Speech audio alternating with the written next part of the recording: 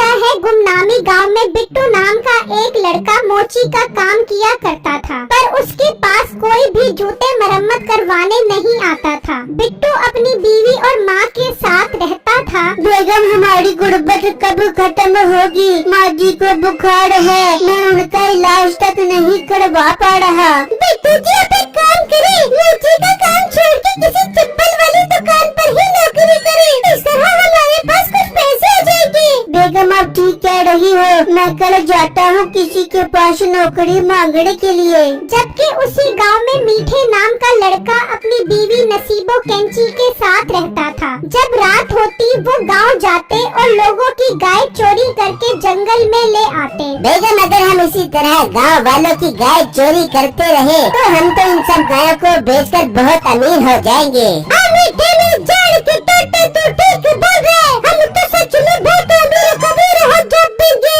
फिर अगला दिन होता है, गांव के लोग गाय की चोरी होने पर बहुत परेशान हो रहे होते हैं, जबकि दूसरी तरफ बिट्टू काम की तलाश में घर से निकलता है और एक चप्पल वाली दुकान पर आ जाता है। जी भाई, आपको किस किस्म की चप्पल चाहिए? मेरे पास चप्पल की सारी वैरायटी मौजूद है। भाई, मैं यहाँ चप्पल खरीदने नहीं, मैं तो आपके पास काम मांगने आया हूँ। मेरे घर के हालात बहुत खराब है, उड़ाड़ा मुझे अपने पास काम पर रख लो। लड़के, तूने काम मांगकर मेरा सारा मूड खराब कर दिया है। मैं तो समझ रहा था आज ग्राहक आ गया है, कुछ कमाई हो जाएगी। भाई, मुझे काम पर रख ले, अल्लाह ने चाहा तो ग्राहक भी आ जाएंगे। नहीं, तेरे पास क्या जादू की छड़ी है जो तू उसे घुमाएगा तो ग्राहक आ जाएगा? चल शाबाश, निकल, मेरे पास कोई काम नहीं है। बिट्टू मायूस होकर वहाँ से चला जाता है तो रास्ते में उसे एक गाय नजर आती है।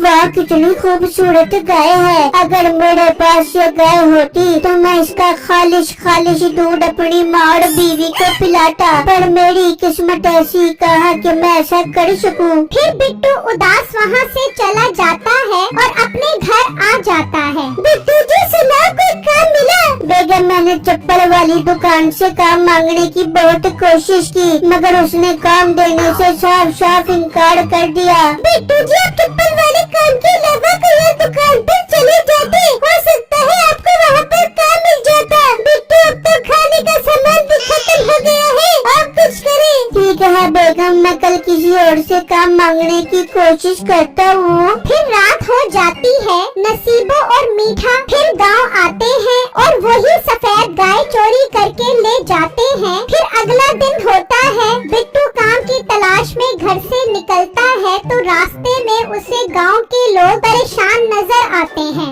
गाँव वालों की क्या हुआ? आप सब इतना परेशान क्यों लग रहे हो? बिट्टू का रात काका के सफेद वाले गाय चोरी हो गए हैं। भाई, ये तो बहुत बुरा हुआ, पर भाई मैं कल शाम यहाँ से गुजर रहा था तो इनकी गाय सही सलामत खड़ी थी। बिल्कुल, ये गाय का रात को चोरी हो गई है। ये हमारे गाँव में बहुत गलत हो रहा है, न जानिए कौन हमारी गाय चोरी कर रहा है। हाँ भाई, ये तो बहुत गलत हो रहा है। अच्छा गाँव वालों, मैं अब चलता हूँ, मैंने काम की तलाश में जाना है। ये कहकर बिट्टू वहाँ से चला जाता है तो गांव वाले कहते हैं, अब हम सबको एक होकर चोर पर नजर रखनी पड़ेगी ताकि हम उसे पकड़ सके। जबकि दूसरी तरफ बिट्टू एक परचून की दुकान पर आता है। भाई, मैं बहुत मजबूर होकर आपके पास आया हूँ, मैंने आपसे गुजारिश करनी थी। अब भाई साहब बोलो, क्या कहना चाह रहे हो? भाई, मैं एक मोची हूँ, पर मेरा काम बिल्कुल नहीं चल रहा। मैंने सोचा मोची का काम छोड़कर कहीं नौकरी कर लूँ। क्या आपके पास मुझे मुलाजमत मिल सकती है? भाई, मेरा काम खुद ठीक नहीं चल रहा तो मैं तुम्हें रखकर पैसे कहाँ से दूंगा? तुम एक काम करो, कहीं और काम तलाश करो,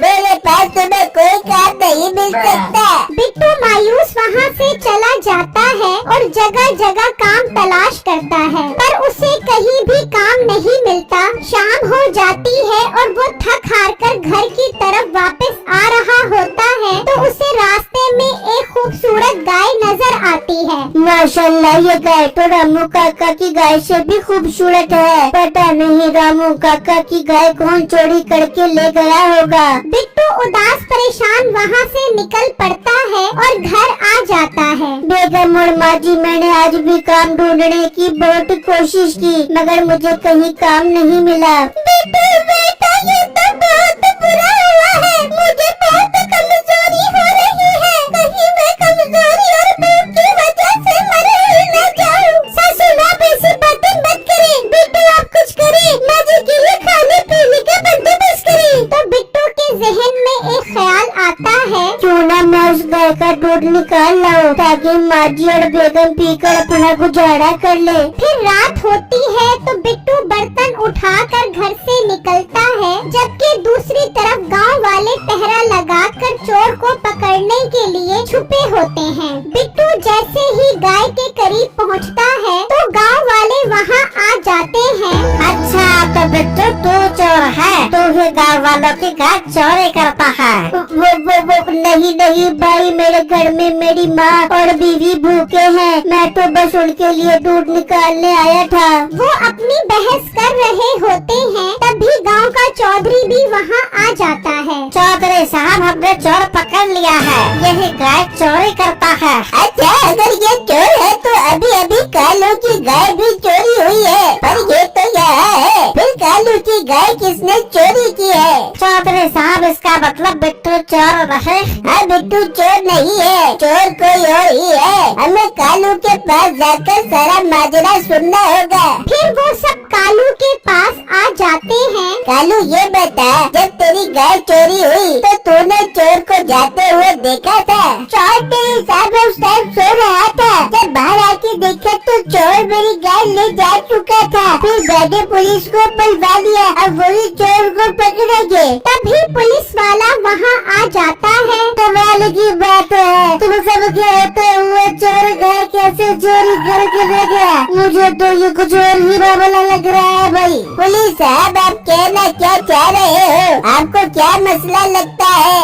गाँव में कब से गाय चोरी हो रही है, पर चोर को तो आज तक किसी ने नहीं देखा। मुझे तो लगता है गाँव में भूत है जो गाय चोरी करके लेके जा रहे ना घर। पुलिस वाले की ये बात सुनकर सब गांव वाले डर जाते हैं। पुलिस वाला वहाँ से चला जाता है और गांव वाले भी डर कर घरों में छुप जाते हैं और गायों को भी घरों में छुपा लेते हैं। फिर अगला दिन होता है तो नसीबो मीठे से कहती है, मीठे, गांव वाले भूत को चोर समझ कर डर गए। अब हमें किसी और तरीके से गाय चोरी करनी पड़ेगी। बेगम, मैं काम करता हूँ। मैं भूत बन के गाँव वालों की गाय चोरी करता हूँ। भूत के डर से वो मेरे पीछे भी नहीं आएंगे।